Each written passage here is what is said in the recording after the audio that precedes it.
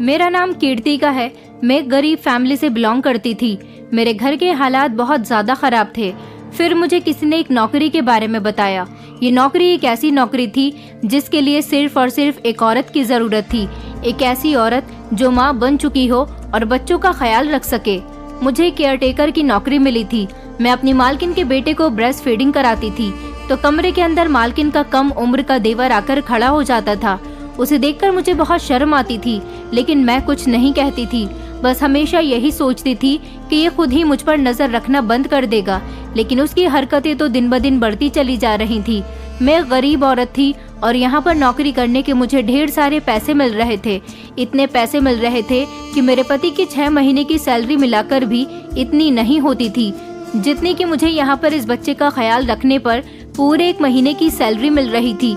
एक रात बहुत तेज बारिश पड़ रही थी जब मालकिन ने मुझे कहा कि तुम यहीं रुक जाओ, मेरे बेटे की तबीयत ठीक नहीं है, तुम्हें उसका ख्याल रखना है। मैं मालकिन के घर पर रुक तो गई थी, मगर आधी रात के बीच मेरे कमरे में मालकिन का देवर आया। उस समय मैं मालकिन के बेटे को ब्रेस्ट फीडिंग करा रही थी जब अचानक उसे देखकर मेरे होश उड़ गए थे और मैं गहरी सोच में पड़ गई थी कि ये इस समय इस कमरे में क्या कर रहा है। मैंने जब शोर मचाने की कोशिश की तो उसने मेरे साथ कुछ ऐसा किया जिसे देखकर मेरे होश उड़ गए। मैंने कई बार इसकी शिकायत मालकिन से लगाई थी, मगर कुछ भी नहीं हुआ था। आज की रात वो मेरे कमरे में आ गया था और फिर मेरे साथ उसने वो सब कुछ किया जिसकी मुझे उम्मीद ही नहीं थी। लेकिन ये तो भगवान की कृपा थी कि उसने मुझे बचा लिया, क्योंकि वहाँ पर तो मेरी शादी को 3 साल हो गए थे। मेरी शादी मेरे घर वालों ने बड़े ही अरमानों के साथ की थी। मेरे माता पिता तो इस दुनिया में नहीं थे, मगर 2 भाई थे और दोनों ही दूसरे शहर में काम करते थे। अपनी अपनी शादियों के बाद अपनी पत्नियों को वहाँ लेकर शिफ्ट हो गए थे। मेरी शादी करने के बाद उन्होंने मुझे मेरे घर का कर दिया था। उन्हें लगता था कि उनकी बहन इस घर में खुश रहेगी जहाँ पर वो उसकी शादी कर रहे हैं, मगर यहाँ पर मेरे दिल को सुकून था, क्योंकि सास बहुत अच्छी थी। ससुर दुनिया को छोड़कर जा चुके थे। न कोई नन थी और न ही देवरानी जेठानी का चक्कर था। मगर मेरे पति को कोई काम नहीं मिलता था। वो जिस काम को भी करने की कोशिश करता उसमें हमेशा नाकामयाब हो जाता था। मेरे दोनों भाइयों ने मुझे शादी में काफी सारा दहेज दिया था। एक एक करके मेरे दहेज का सारा सामान बिक गया था। मेरी सास को भी एक ऐसी बीमारी लग गई थी जिसकी वजह से मेरा पति कर्जदार हो गया था। अपनी माँ का इलाज करवाते करवाते वो पूरी तरह से सड़क पर आ गया था। फिर भी मेरी सास दुनिया से चली गई और पूरे 1 साल तक मैंने अपनी सास की खूब सेवा की थी। मेरी सास बहुत अच्छी थी, मुझे बिल्कुल अपनी बेटी की तरह प्यार करती थी। जिस समय मेरी सास की मौत हुई थी उस समय मुझे खुशी और एक गम की खबर मिली थी। गम की खबर ये थी कि मेरी सास इस दुनिया से जा चुकी थी, जबकि खुशी की खबर ये थी कि मैं माँ बनने वाली थी। मेरी सास के मरने के बाद हमारे घर के हालात बहुत खराब हो गए थे। मेरे पति की एक स्टेशनरी शॉप थी जो कि बहुत अच्छी चल रही थी, लेकिन फिर वो इतना ज्यादा कर्जदार हो गया था कि उसे अपनी दुकान को भी घाटे में डालना पड़ गया था और फिर धीरे धीरे नुकसान पर नुकसान होते गए। मेरे पति की दुकान में आग लग गई और फिर उनकी स्टेशनरी का सारा सामान जलकर राख हो गया। फिर मेरी सास की और ज्यादा तबीयत खराब हो गई तो मेरे पति को बैंक से लोन लेना पड़ गया था। मेरा पति 8वीं पास था, उससे ज्यादा उसने कोई पढ़ाई लिखाई नहीं की थी, जबकि मैं भी ज्यादा पढ़ी लिखी नहीं थी, क्योंकि बचपन में मुझे पढ़ाई लिखाई करने का कोई शौक नहीं था। जब शादी के बाद ससुराल में परेशानी भरे हालात देखे तो कभी कभी सोचती थी कि मुझे अपनी पढ़ाई पूरी करनी चाहिए थी। अगर मैं किसी काबिल होती तो शायद घर के बुरे हालात में अपने पति का साथ दे देती, मगर हम दोनों पति पत्नी ही किसी काबिल नहीं थे, तभी तो घर के बुरे हालातों से जंग लड़ रहे थे। फिर उसके बाद मेरे पति ने जैसे तैसे अपना कर्ज दूर किया था और उसके बाद मेरे पति को कोई काम नहीं मिल सका। वो तो एक स्टेशनरी की दुकान थी जिस पर बैठकर वो सामान बेचते थे, इसके अलावा उनसे कुछ नहीं आता था। अब दुकान हाथ से जा चुकी थी, दुकान में सामान रखने के लिए पैसे भी मौजूद नहीं थे। जिंदगी इसी तरह से गुजर रही थी। फिर मैंने एक प्यारे से बेटे को जन्म दिया, लेकिन जिस दिन से मेरा बेटा इस दुनिया में आया था उस बेचारे के भाग्य में भी कोई खुशी नहीं थी।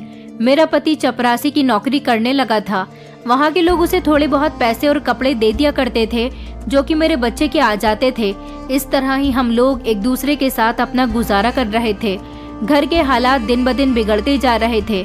अपने भाइयों से भी मैं कई बार पैसे ले चुकी थी वो लोग मेरे खाते में पैसे ट्रांसफर कर देते थे, लेकिन अब बार बार उनसे मैं पैसे नहीं मांग सकती थी, क्योंकि अब उनकी शादियां हो गई थी और उनकी पत्नी अपने पतियों से कहती थी कि तुम्हें अब अपनी बहन को ज्यादा समझने की जरूरत नहीं है, अब आगे तुम्हारा भी परिवार है।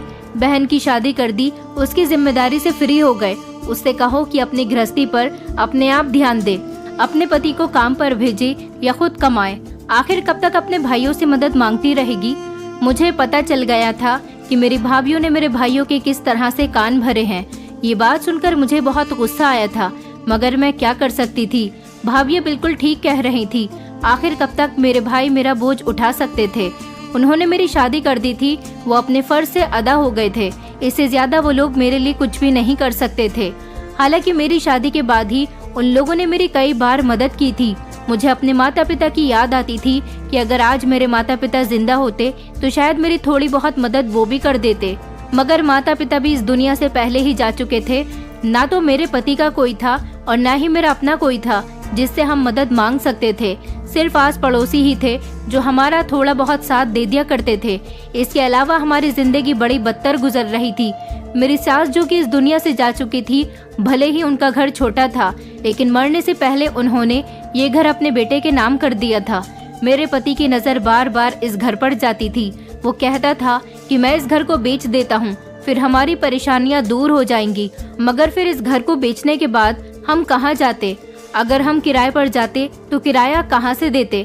खाने के तो हमारे पास पैसे नहीं थे, किराए के हर महीने कहाँ से निकालते? वैसे भी एक महीना कब गुजर जाता पता ही नहीं चलता। मैंने अपने पति से कह दिया था कि हालात जैसे भी गुजर रहे हैं, घर में खाने के लिए है या नहीं है, मगर मैं किसी भी हाल में इस घर को नहीं बेचने दूंगी। ये घर जितना आपका है उतना ही मेरा भी है। आखिर हम लोग अपना मुंह छुपाने के लिए कहाँ जाएंगे? किराए पर जाएंगे तो किराया कहाँ से देंगे? अभी तो हम यहाँ पर सुकून से रह रहे हैं।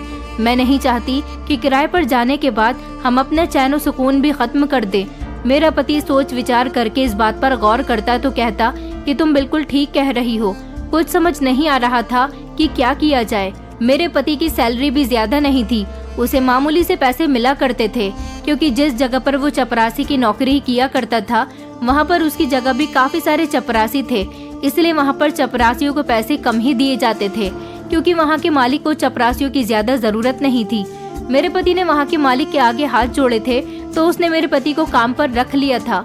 कम ही सही, मगर हमारे पास इतने पैसे आ जाते थे कि हम एक समय का खाना पेट भरकर खा लिया करते थे, जबकि एक समय भूखे रहते थे। अगर दोनों समय का खाना खाते तो हम लाइट का बिल कहाँ से देते, और फिर दवा दारू भी लगा रहता है। मेरे बेटे की कभी कभी तबीयत खराब हो जाती थी तो उसे फौरन डॉक्टर के पास लेकर भागते थे। डॉक्टर तो बिना पैसों के दवाई ही नहीं देते, इसलिए बुरे वक्त के लिए भी पैसे लगाकर रखने पड़ते थे।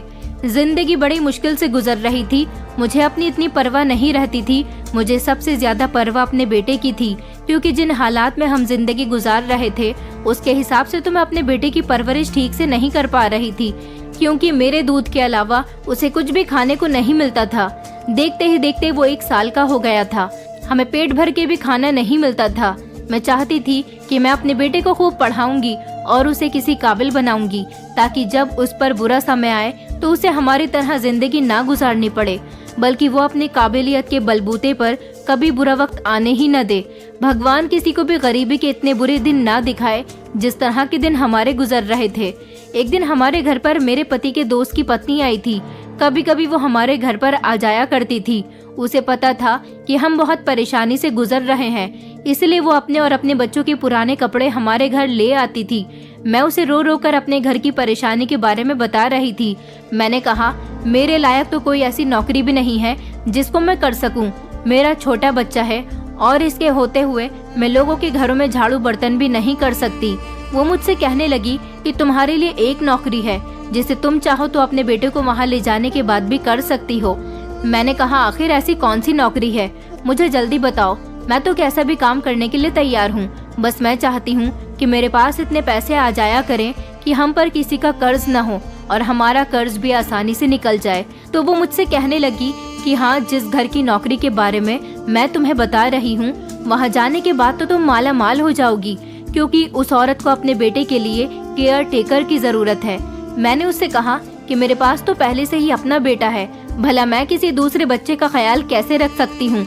तो वो कहने लगी कि तुम जिस तरह से अपने बेटे को संभाल रही हो उसी तरह से अगर एक बच्चे को और संभाल लोगी तो कोई बड़ी बात नहीं है, और जब तुम्हें पैसे मिलेंगे तो तुम्हें ये काम भारी भी नहीं लगेगा। मैंने कहा, हाँ तुम कह तो सही रही हो।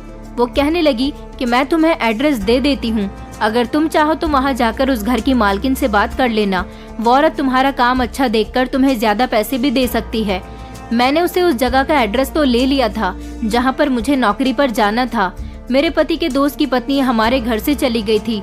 जब रात को मेरा पति घर आया तो मैं उसे बताने लगी कि आपके दोस्त की पत्नी आज घर आई थी, वो मुझे एक नौकरी के बारे में बता रही थी। उसने कहा कि एक बड़ा सा बंगला है, वहाँ पर एक अमीर औरत है, उसे अपने बेटे के लिए केयर टेकर की जरूरत है। मेरा पति कहने लगा कि केयर टेकर या फिर नौकरानी को ज्यादा पैसे नहीं मिलते, और फिर तुम्हारा भी तो छोटा सा बच्चा है, तुम किसी के बच्चों का ख्याल कैसे रखोगी। मैंने कहा, मैं जिस तरह से अपने बेटे का ख्याल रख रही हूँ उसी तरह से उनके बच्चों का भी ख्याल रख लूंगी। कुछ पैसे आएंगे तो घर के हालात भी बेहतर होंगे। तो मेरा पति कहने लगा कि मैं भी काम पर रहूंगा और तुम भी काम पर रहोगी, तो यहाँ पर घर में बेटे का ध्यान कौन रखेगा। मैं अपने पति से कहने लगी कि मैं अपने बेटे को अपने साथ लेकर जाया करूंगी। मेरा पति कहने लगा, तो क्या उस औरत को ये बात बर्दाश्त होगी कि तुम अपना बेटा भी वहाँ लेकर जाओ। मैं कहने लगी कि मैं वहाँ जाकर इस बात के बारे में बात करूंगी, उनके सामने ये शर्त रखूंगी कि मैं आपके घर एक ही शर्त पर नौकरी कर सकती हूँ, जब मैं अपना भी बेटा यहाँ पर लेकर आया करूंगी।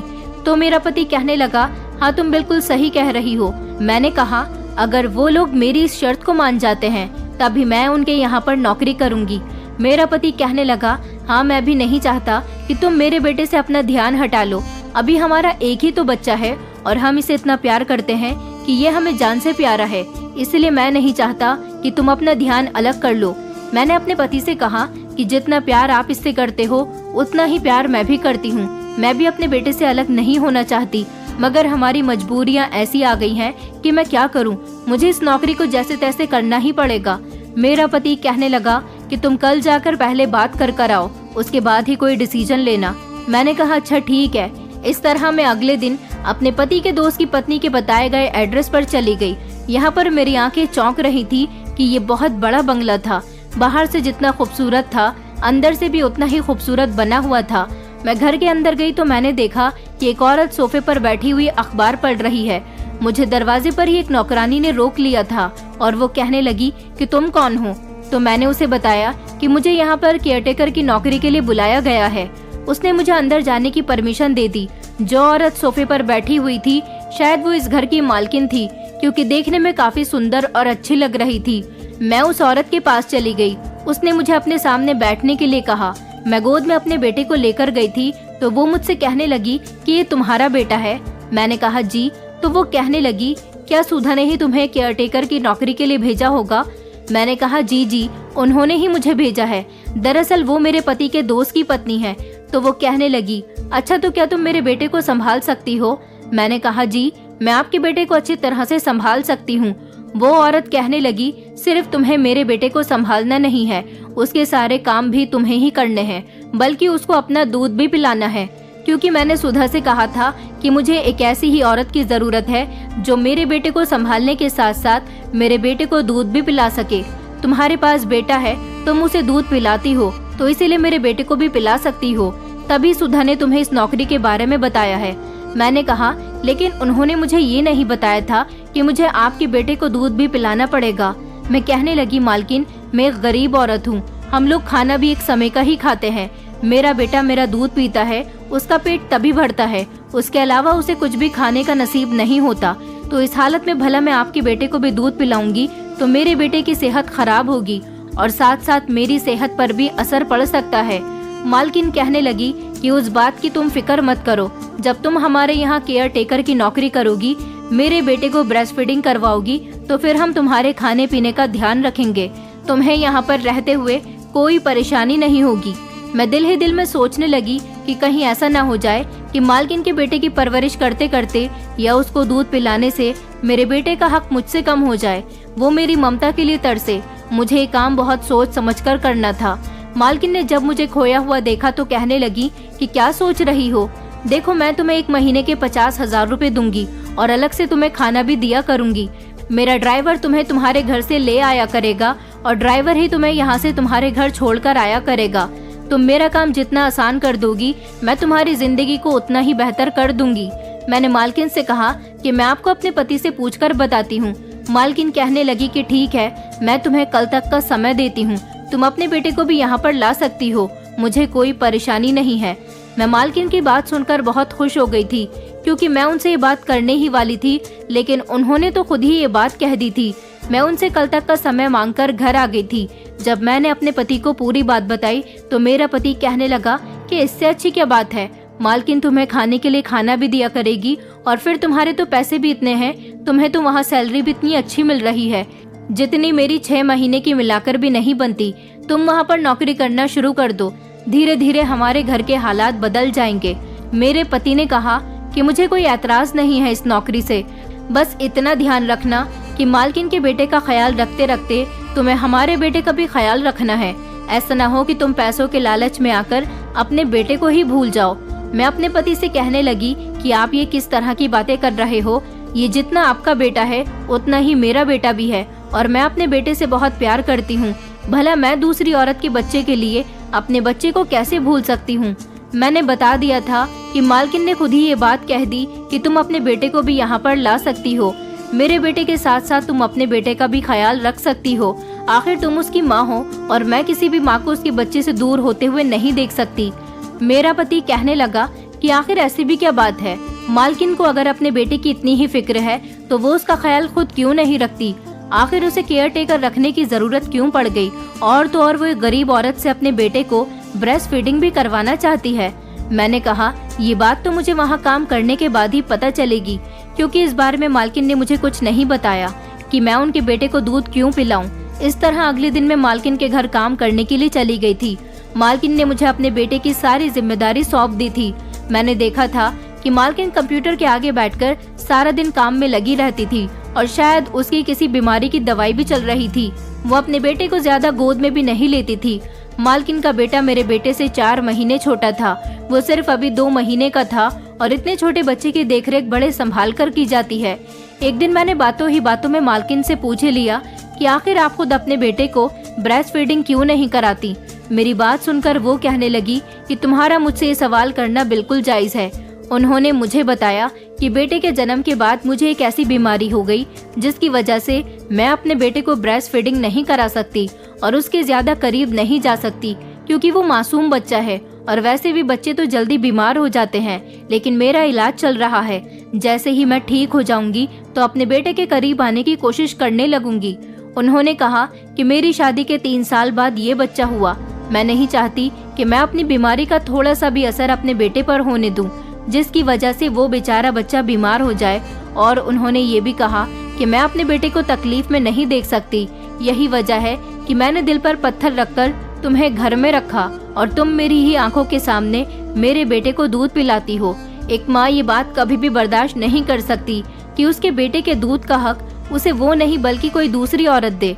ये बात सही थी कि मैं मालकिन की इस बात से एग्री थी, मगर फिर जब उनकी बीमारी के बारे में सुना तो मेरा दिल भी उनके लिए यही कह रहा था कि उनकी जो भी बीमारी है जिसने उनको उनके बेटे से दूर किया हुआ है, वो जल्द ही खत्म हो जाए और वो अपने बेटे की परवरिश खुद करें, ना कि उन्हें नौकरों के हवाले छोड़े। फिलहाल मैं यहाँ रहते हुए मालकिन के बेटे का अच्छी तरह से ख्याल रख रही थी। मालकिन मुझसे खुश थी। मालकिन के घर में उनके पति के अलावा उनका एक कम उम्र का जवान देवर भी रहता था, जो देखने में बहुत अच्छा था। मैं भी देखने में बहुत खूबसूरत थी। मेरी शादी बहुत कम उम्र में हो गई थी। उनका देवर मेरी ही उम्र का था। सारा दिन वो अपने भाई के साथ ऑफिस में लगा रहता था और सुना था कि वो बिजनेस करने के साथ साथ अपनी पढ़ाई भी कर रहा है। लेकिन एक बात बड़ी अजीब थी कि जिस दिन से उसने मुझे देखा था वो मुझे बड़े गौर गौर से देखता था। रात के टाइम पर मैं मालकिन के बेटे और अपने बेटे को एक कमरे में ले जाती थी और दोनों को ही अपना दूध पिलाकर सुला दिया करती थी। मालकिन का बेटा जब रात को सो जाता था तब मैं अपने घर आती थी। दिन इसी तरह से गुजर रहे थे। अगर कुछ गड़बड़ थी तो वो ये थी कि मालकिन का देवर मुझे बड़ी अजीब अजीब नजरों से देखता था। मुझे उसकी नजरें बिल्कुल भी पसंद नहीं थी। मालकिन ने मुझे उनके बेटे के लिए एक अलग कमरा दिया हुआ था, जहाँ पर मैं उनके बेटे और अपने बेटे के साथ होती थी और उन दोनों के सारे काम किया करती थी। सारा दिन उनका ध्यान रखती थी। उस कमरे में मालकिन कभी कभी आती थी, लेकिन उनका देवर छोटी छोटी बात पर कमरे के अंदर आ जाता था। कभी कहता कि अपने भतीजे से मिलने के लिए आया हूँ, कभी मुझसे कहता कि आपको किसी चीज की जरूरत तो नहीं है। कभी कभी ऐसा भी होता था कि मैं बच्चों को ब्रेस्ट फीडिंग भी करा रही होती थी। जब वो आ जाता था तो मैं एकदम अपने आप को ठीक कर लेती थी। मुझे उससे बहुत शर्म आती थी। मेरी समझ नहीं आता था कि मैं क्या करूं। वो कमरे में क्यों आता है। एक दिन मैंने मालकिन से कह ही दिया कि मुझे पैसों से ज्यादा अपनी इज्जत की फिक्र है। मैं जब भी कमरे में बच्चों को ब्रेस्ट फीडिंग करा रही होती हूँ तभी कमरे के अंदर आपका देवर आता है। मालकिन कहने लगी कि तुम्हें गलत फहमी हुई है, मेरा देवर बहुत अच्छा है, बल्कि उसने तो कभी मुझसे भी कोई गलत बात नहीं की, तो फिर वो तुम्हारे साथ ऐसा क्यों कर सकता है। मैंने मालकिन से कहा, मालकिन आप अमीर लोगों के यहाँ तो ऐसा ही चलता है। अमीरों को तो अमीर समझा जाता है मगर गरीबों को इंसान नहीं समझा जाता। मालकिन मेरी बात सुनकर खामोश हो गई थी।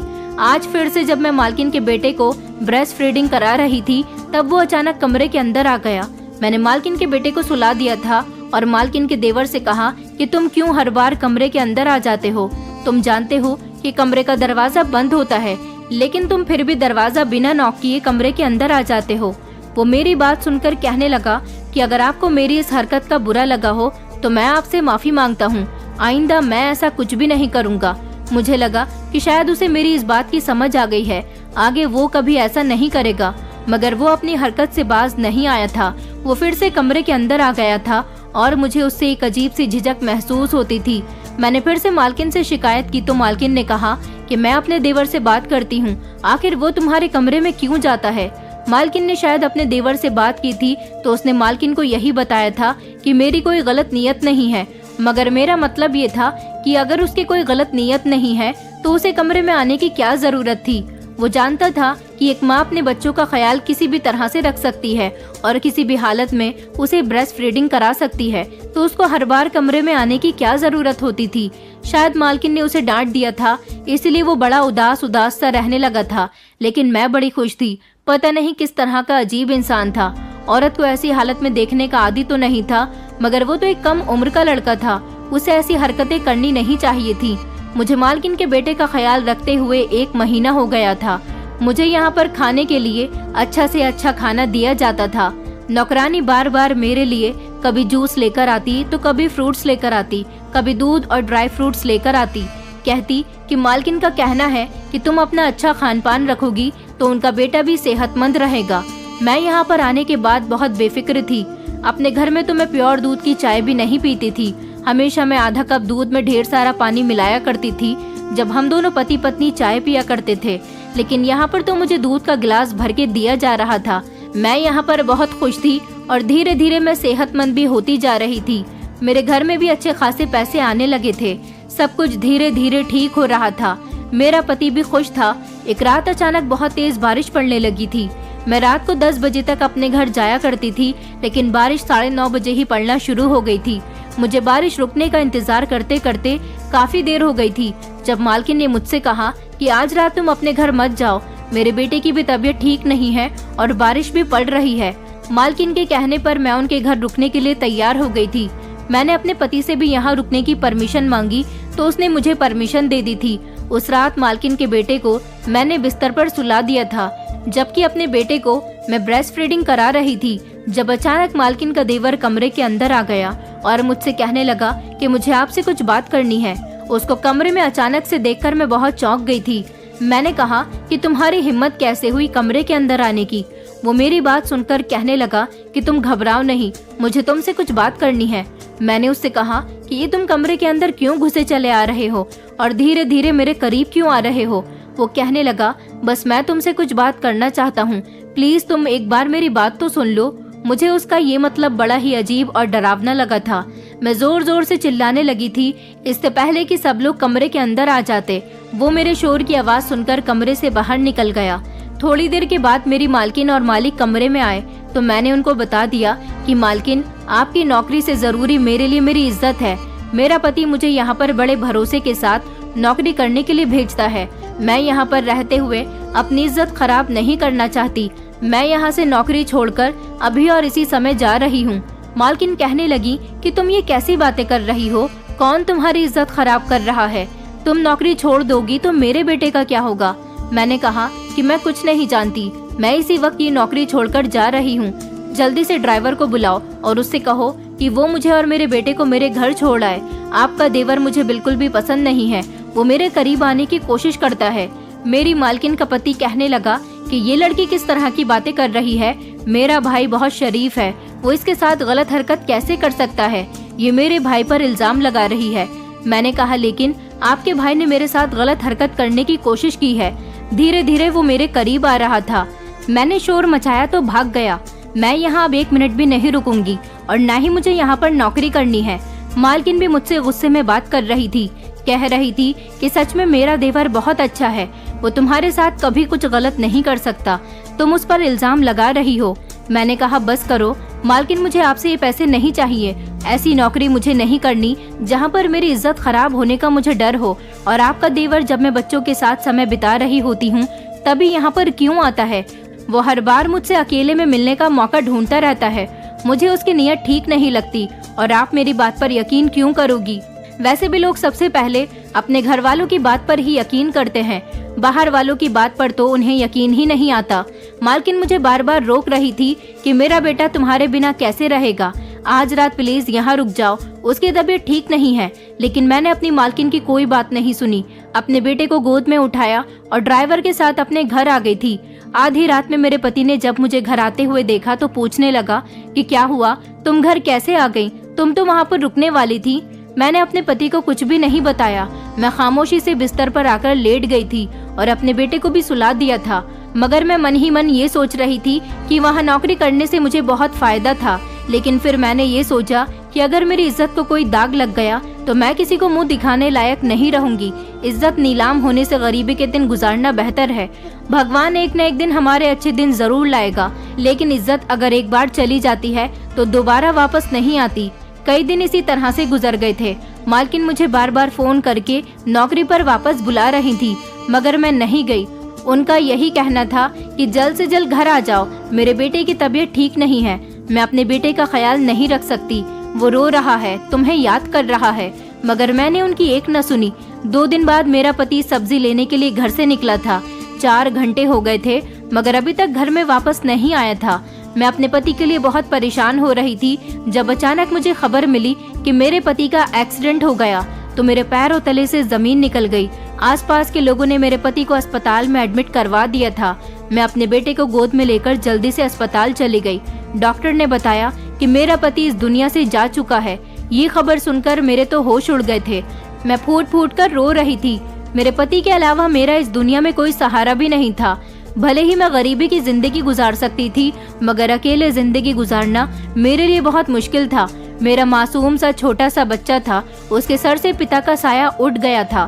मैं इतनी बुरी तरह से रो रही थी कि मुझे अपना होश नहीं था। मेरे पति का अंतिम संस्कार कर दिया गया था। रोते रोते मेरी हालत बहुत खराब हो गई थी। पड़ोस के लोगों ने मुझे संभाला था, मगर मैं अपने होश में नहीं आ रही थी। वहीं पर मेरे पति की मौत की खबर सुनकर मेरे पति के देहांत में मालकिन आई और मुझे तसल्ली देने लगी। कहने लगी कि तुम्हारे साथ सच में बहुत बुरा हुआ, तुम प्लीज मेरे साथ घर चलो, मैं तुमसे मदद मांगने आई हूँ और तुम्हारे दुख में तुम्हारी हिस्सेदार बनने आई हूँ। मेरा बेटा बुखार में जल रहा है, उसे तुम्हारी जरूरत है, वो मुझसे ज्यादा तुम्हें अपनी माँ मानता है। प्लीज मेरे साथ चलो वरना मेरा बेटा मर जाएगा। एक बार तुम सोच लो और फिर मुझे बता देना। ये तुमसे एक लाचार माँ की इल्तिजा है, प्लीज उसके बेटे को बचा लो, वो तुम्हारे बिना बहुत तड़प रहा है। मैं जानती हूँ कि तुम गरीब हो, अब तो तुम्हारा पति भी यहाँ से चला गया, अब तुम अपने पति के बिना यहाँ कैसे अपना और अपने बेटे का गुजारा करोगी। इसलिए मैं कहना चाहती हूँ कि तुम मेरे घर पर परमानेंट आकर रहने लगो। मैं तुम्हें रहने की जगह भी दूंगी और खाने के लिए खाना भी दूंगी, सब कुछ दूंगी। तुम्हें मेरे घर में किसी तरह की कोई परेशानी नहीं होगी। बस बदले में तुम्हें मेरे बेटे की परवरिश एक माँ बनकर करनी होगी। मैं मजबूर हूँ, मैं एक माँ होते हुए भी अपने बेटे की माँ नहीं बन सकती। मुझे एक ऐसी बीमारी है कि मैं अपने बेटे के लिए कुछ नहीं कर सकती। वो मेरे सामने हाथ जोड़कर कहने लगी कि प्लीज मेरी मजबूरी का फायदा मत उठाओ, मेरा साथ दो। मालकिन बहुत रो रही थी, उसकी आंखों से आंसू निकल रहे थे। उनके जाने के बाद मैं काफी देर तक अकेली बैठी रही क्योंकि सब लोग जा चुके थे। मेरा बेटा भूख से तड़प रहा था। मैं उसे बार बार अपना दूध पिला रही थी तो वो मेरा दूध भी नहीं पी रहा था क्योंकि मैंने भी 2 दिन से कुछ नहीं खाया था। मेरे अंदर बहुत कमजोरी हो गई थी। कुछ समझ नहीं आ रहा था कि मैं क्या करूं। 24 घंटे इसी तरह से गुजर गए थे। मालकिन लगातार मुझे फोन कर रही थी। फिर मैंने सोचा कि मेरे लिए मालकिन के घर जाना ही बेहतर रहेगा, इसलिए मैंने अपने बेटे को गोद में उठाकर घर में ताला लगाया और मालकिन के घर चली गई थी। मालकिन मुझे देखकर बहुत खुश हुई थी। मुझे यहाँ पर सच में किसी तरह की कोई परेशानी नहीं थी। अगर मेरी कोई परेशानी थी तो मेरी मालकिन का देवर था। उसकी अजीब अजीब सी नजरें मुझे बहुत चुभती थी। वो मुझे बिल्कुल भी पसंद नहीं था। अपने बेटे के फ्यूचर के बारे में सोचते हुए मैं यहाँ आई थी, क्योंकि यहाँ आने से ही मेरे बेटे का आने वाला कल संवर सकता था। मैं यहाँ आ तो गई थी और मैंने ध्यान से मालकिन के बेटे को देखा तो सच में उसकी तबीयत बहुत खराब थी। वो बुखार से जल रहा था और बुरी तरह से रो रहा था। उसका ट्रीटमेंट तो चल रहा था, लेकिन डॉक्टर ने कहा था कि उसे माँ के दूध की जरूरत है, उसे अपनी माँ की जरूरत है, माँ की गोद की जरूरत है। यही वजह थी कि मालकिन बार बार मुझे अपने बेटे के लिए बुला रही थी। सबसे पहले मैंने उसे गोद में लिया तो वो रोते रोते खामोश हो गया था। शायद वो समझ गया था कि उसकी माँ उसको मिल गई है, क्योंकि मालकिन उससे दूर रहती थी, इसलिए वो अपनी सगी माँ से ज्यादा मुझे अपनी माँ समझता था और फिर मेरे साथ खेलने लगा। मैं दोनों ही बच्चों का बहुत ख्याल रख रही थी। कई दिन इसी तरह से गुजर गए थे। मालकिन का देवर अभी तक मेरे कमरे में नहीं आया था और जिस दिन से मैं यहाँ आई थी मैंने उसे नहीं देखा था, मगर मुझे अपने पति की बहुत याद आती थी जो मेरा इतना साथ देता था। मैंने उससे वादा किया था कि मैं हमेशा उसका साथ दूंगी, लेकिन अब वो इस दुनिया में नहीं रहा। अब मैं मालकिन के घर में ही परमानेंट शिफ्ट हो गई थी। मैंने देखा था कि मालकिन का देवर मुझसे बहुत दूर दूर रहता था। कई दिन इसी तरह से गुजर गए जब फिर से एक दिन मैं अपने कमरे में सो रही थी। मैंने कमरे का दरवाजा अंदर से बंद कर लिया था। दोनों बच्चे मेरे साथ थे। कमरे का दरवाजा बजने पर अचानक मेरी आंख खुली और मैं जब दरवाजा खोलने गई तो ये देखकर मेरे होश उड़ गए थे कि इतनी रात को मालकिन का देवर दरवाजे पर खड़ा हुआ था और कहने लगा कि मैं अंदर आना चाहता हूँ, मुझे तुमसे कुछ बात करनी है। मैंने कहा लेकिन मैं तुमसे कोई बात नहीं करना चाहती। ये कहते हुए मैं दरवाजा बंद करने लगी तो उसने जबरदस्ती एक झटके से दरवाजा खोलकर मुझे पीछे धकेला और खुद कमरे के अंदर आ गया और मुझसे कहने लगा कि आखिर तुम मुझसे इतनी दूर दूर क्यों भागती हो, मैं तुम्हारे करीब आने की कोशिश करता हूँ। मैंने उससे कहा कि तुम इस तरह की बातें क्यों कर रहे हो, अगर शोर करोगे तो बच्चे उठ जाएंगे। तो वो कहने लगा कि प्लीज तुम शोर मत करो, अगर तुम शोर करोगी तो भैया भाभी भी आ जाएंगे, प्लीज एक बार मेरी बात तो सुन लो। मगर मैंने आज भी उसकी बात को नहीं सुना और जोर जोर से हंगामा काटना शुरू कर दिया।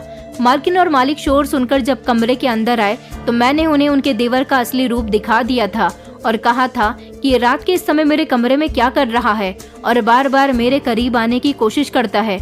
मालिक ने अपने भाई पर हाथ उठाना शुरू कर दिया, क्योंकि उनके सामने अब उनके भाई की करतूत आ गई थी। पहले तो वो कमरे से चला गया था, लेकिन आज वो कमरे में ही मौजूद था। मालिक ने पूछा था कि आखिर इतनी रात को तुम्हारा इस कमरे में आने का क्या मतलब बनता है।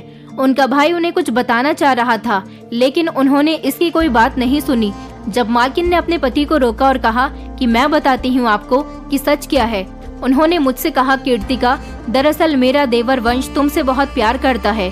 उसने जब से तुम्हें देखा है वो तुम्हारे लिए दीवाना हो गया है। उस दिन जब तुम यहाँ से काम छोड़कर चली गई थी तब मैंने इससे कहा था कि तुम्हारी वजह से वो नौकरी छोड़कर चली गई और अब मेरे बेटे की परवरिश कौन करेगा। क्या तुम ये चाहते हो कि मेरा बेटा भी मेरी तरह बीमार रहे?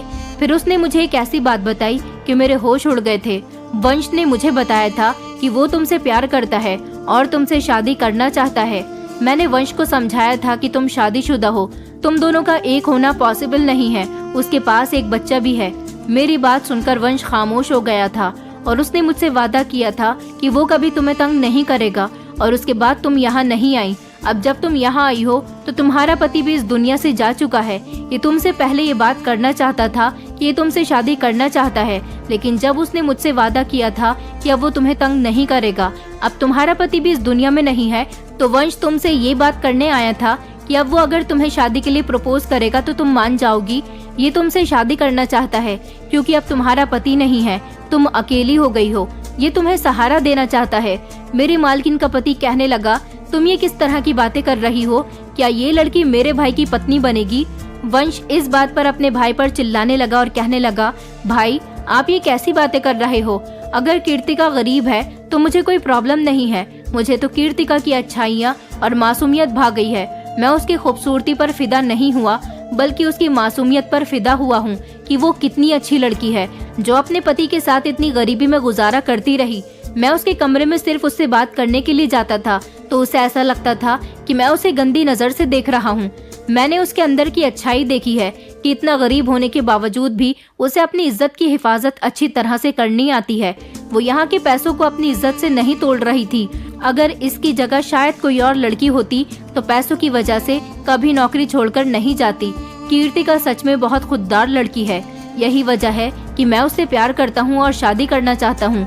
वंश मेरे आगे हाथ जोड़कर कहने लगा कि मुझे माफ कर दो कीर्तिका, तुम्हें हर बार यही लगता था कि मैं तुम पर अपनी गंदी नजर डालने के लिए तुम्हारे करीब आने की कोशिश करता हूँ। मैं हर बार तुमसे बात करने के लिए आता था ताकि तुम एक बार मेरी बात सुन लो। मैं तुम्हें पसंद करता हूँ। तुम चाहो तो अपने गरीब पति को छोड़कर मुझसे शादी कर सकती हो। लेकिन भाभी के समझाने के बावजूद मैं खामोश हो गया था, क्योंकि मैं उनसे वादा कर चुका था कि मैं तुम्हें कभी तंग नहीं करूँगा। मेरी वजह से तुम तंग हो रही थी और भाभी के बेटे की भी परवरिश में खलल पड़ रही थी। भाभी को एक गंभीर बीमारी है, इसलिए उन्होंने तुम्हें यहाँ केयरटेकर की नौकरी पर रखा हुआ है। अगर भाभी ठीक होती तो कभी भी शायद तुम यहाँ पर नहीं आती, मगर तकदीर ने मुझे तुमसे मिला दिया। मुझे फैशनेबल और मॉडल लड़कियों की तमन्ना बिल्कुल भी नहीं है। मैं तुमसे प्यार करता हूँ। मैं इस दुनिया के दिखावे से बहुत दूर हूँ। मुझे ऐसे लोगों की अच्छाइयाँ अच्छी लगती हैं जो अपनी अच्छाइयों को छुपाकर दुनिया के सामने आते हैं। मुझे दिखावा करने वाले लोग बहुत बुरे लगते हैं। तुम मुझे पसंद हो, प्लीज तुम मुझसे शादी कर लो। मैं तुम्हें बहुत खुश रखूंगा। अब तुम्हारा पति भी नहीं है, मैं तुम्हारे बेटे को एक्सेप्ट कर लूंगा। कभी तुम्हारे बेटे के साथ भेदभाव नहीं करूंगा। मालकिन कहने लगी, वंश बिल्कुल ठीक कह रहा है कीर्तिका, ये तुम्हें शुरू से ही पसंद करता है। तुम्हारे दिल में इसके लिए गलतफहमी थी। ये बात तो मैं भी जानती थी कि तुम कभी भी अपने पति को नहीं छोड़ सकती, क्योंकि तुम एक खुददार औरत हो। मगर अब इसके पास अपनी बात कहने का पूरा मौका है। तुम चाहो तो अपनी जिंदगी बदल सकती हो। तुम हमारे घर नौकरानी बनकर नहीं, बल्कि यहाँ इस घर का हिस्सा बनकर रहो। मालकिन अपने पति की तरफ देखते हुए कहने लगी, अगर कीर्तिका गरीब है तो क्या हुआ, वो एक अच्छी लड़की है। और मैं जानती हूँ कि वंश को सारी जिंदगी अपने माता पिता का प्यार नहीं मिला। वंश का कभी ख्याल रखने वाला कोई नहीं आया। कीर्तिका हमारे वंश की सारी जिंदगी सेवा करेगी, उसका बहुत ख्याल रखेगी। ये बात सुनकर मालिक के दिल में भी मेरे लिए रहम आ गया था और उन्होंने भी कहा था कि मेरे मुंह से जो शब्द निकले उसके लिए मुझे माफ कर दो, लेकिन मैं कहता हूँ कि प्लीज मेरे भाई से शादी कर लो। यहाँ तुम्हें बहुत इज्जत मिलेगी, तुम्हारे बेटे को भी बहुत इज्जत मिलेगी। तुम्हारे बेटे के साथ किसी तरह का भेदभाव नहीं होगा। मेरी समझ नहीं आ रहा था कि मैं इन लोगों की बातें सुनकर क्या जवाब दूं। मैंने वंश से कहा था कि मैं अपने पति से बहुत प्यार करती हूँ। मैं अपने पति का ख्याल अभी अपने दिल से नहीं निकाल पाई हूँ। फिर अभी मेरे पति को मरे हुए दिन ही कितने हुए हैं और तुम चाहते हो कि मैं दूसरी शादी कर लूं? वंश कहने लगा कि इसमें कोई बड़ी बात नहीं है। इंसान को अपने लिए हमेशा जल्द से जल्द अच्छा फैसला करना चाहिए। अगर ऐसे मौके हाथ से निकल जाते हैं तो इंसान हाथ मलता रह जाता है। प्लीज मैं तुम्हारे आगे हाथ जोड़ता हूँ, मुझे तुम्हारे जैसी लड़की कहीं नहीं मिलेगी। वो मुझसे रिक्वेस्ट करने लगा। सबके कई बार समझाने पर मैंने वंश से शादी करने के लिए हाँ कर दी थी और फिर इस तरह मेरी वंश के साथ शादी हो गई। मैं इस घर में केयर टेकर की नौकरी पर आई थी और अब इस घर के छोटे मालिक की पत्नी बन गई थी। मुझे तो अपनी किस्मत पर यकीन ही नहीं आ रहा था। शायद मेरा भाग्य वंश के साथ जुड़ा हुआ था, तभी तो भगवान ने मेरे पति की जिंदगी छीन ली थी। लेकिन मैं आज भी अपने पति को याद करती हूँ। वंश ने मुझे पूरी दुनिया का प्यार दिया। मेरे बेटे को भी उसने बहुत प्यार किया। पहले तो मुझे लगता था कि मैंने गलत फैसला किया, लेकिन ऐसा कुछ भी नहीं था। मैंने बिल्कुल सही फैसला किया था। मेरी जिंदगी वंश के साथ बहुत अच्छी गुजर रही है। मैं मालिक के बेटे का अभी भी ख्याल रखती हूँ, ये सोचकर नहीं कि मैं उनकी देवरानी बन गई हूँ तो मुझे अब उसका ख्याल नहीं रखना चाहिए, बल्कि मैं उनके बेटे के लिए उसकी दूसरी माँ हूँ। वो कितना खुश नसीब है कि उसे दो माओं का प्यार मिला, जबकि मेरा बेटा भी कितना खुश नसीब निकला कि उसको पिता का प्यार मिल गया, पिता का नाम मिल गया। वरना सारी जिंदगी मेरे बेटे को पिता के बिना गुजारनी पड़ती। मेरा ये फैसला मेरे लिए बहुत सही साबित हुआ था। मालकिन का अभी भी इलाज चल रहा है। आप लोगों से रिक्वेस्ट करना चाहूंगी कि भाभी के लिए प्रार्थना करें, वो जल्द से जल्द ठीक हो जाए। मेरे और वंश का अभी तक कोई बच्चा नहीं हुआ। ऐसा किस लिए है ये तो मैं नहीं जानती, मगर वंश का कहना है कि मुझे बच्चों की ख्वाहिश नहीं है। तुम्हारा बेटा ही मेरा बेटा है और मैं सारी जिंदगी इससे यही कहूँगा कि मैं तुम्हारा पिता हूँ। कभी इसे ये बात पता ही नहीं चलने दूंगा कि इसका पिता इस दुनिया से जा चुका है। वंश की बातें सुनकर मुझे बहुत अच्छा लगता है। वंश ने हमेशा मेरे साथ ईमानदारी और सच्चाई के साथ रिश्ता निभाया और अब मैं 2 बच्चों की माँ बनकर इस घर में रह रही हूँ और मुझे इस घर में बहुत प्यार और मान सम्मान मिला। इस घर के लोग मुझसे बहुत प्यार करते हैं। मालकिन की तबीयत काफी हद तक ठीक हो गई, मगर अभी भी उनका इलाज चल रहा है। अभी भी वो अपने बेटे के पास ज्यादा नहीं जा सकती, मगर एक दिन वो पूरी तरह से ठीक हो जाएंगी और अपने बेटे की जिम्मेदारी खुद संभालने लगेंगी। मेरे ससुराल में सब कुछ ठीक चल रहा है और मैं अपने पति और बेटे के साथ बहुत खुश हूँ। कभी कभी भगवान इस तरह से भी रिश्ते बना देता है जिनके बारे में कभी हमने सोचा भी नहीं होता है। दोस्तों, उम्मीद करती हूँ आपको हमारी कहानी पसंद आई होगी। कहानी पसंद आई है तो वीडियो को लाइक करें, चैनल पर नए हैं तो चैनल को सब्सक्राइब करें और हाँ, नोटिफिकेशन बेल को जरूर दबाएं ताकि अगली अपडेट सबसे पहले आपको मिले।